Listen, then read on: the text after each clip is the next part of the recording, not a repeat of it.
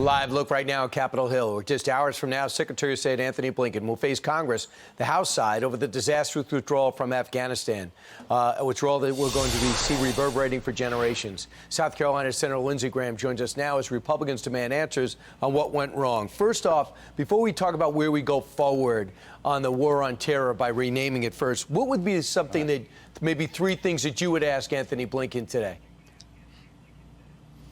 Of the people that we took out of Afghanistan, how many of them were vetted before they got on the plane? What are you going to do with them? How are you going to vet them now that we got them? Are you going to recognize the Taliban? Are you going to give any aid to the Taliban? And how many people did we leave behind that helped us during the last 20 years? And how many Americans and their families are left behind? So the CIA director met in Pakistan with the Pakistani officials, but guess who beat him there? Russia, China, and Iran. At which time the Prime Minister, Imran Khan, said, you have to think twice if the United States thinks they're going to be able to aptly have a base here and reestablish a base here. So we're not in Afghanistan, we're not going to have a presence in Pakistan, but yet we know that's where primarily the Islamic extremists are. What do we do?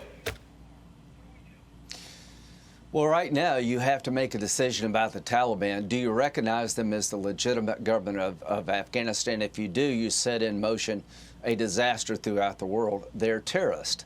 I'm going to try to introduce legislation naming the Taliban as a foreign terrorist organization. What would I do? I would bleed the Taliban dry. I'd wait for the civil war to emerge, and it certainly will, and I would help the people on the other side. I would make the Taliban's life difficult. I would watch them like a hawk the best I could. I saw any indication of a rise in al-Qaeda, I would act, but I would isolate the Taliban. The Biden administration, I think, is going to embrace the Taliban, which puts Americans all over the world at risk. Here is President Trump yesterday on what happened. Listen. Now I'm saying, how can they take this equipment?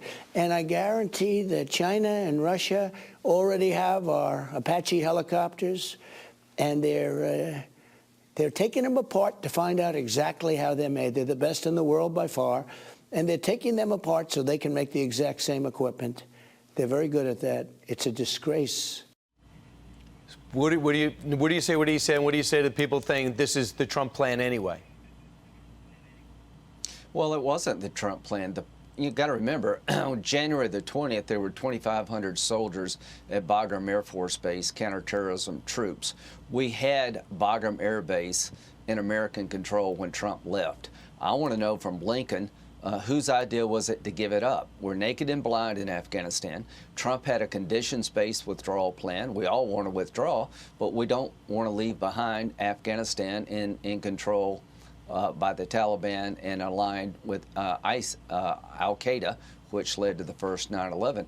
But Bagram Air Base was in our control when Trump left. It was Biden who gave it away. It was Biden who pulled out all the troops. It was Biden who made this biggest blunder since 9/11. So no, I don't buy this as Trump's fault. He made mistakes, but at the end of the day, it was Biden who decided to do this. Last thing, real quick, you said we have to reframe this. Not war on terror, war on radical Islam. What else should we keep in mind from here on in?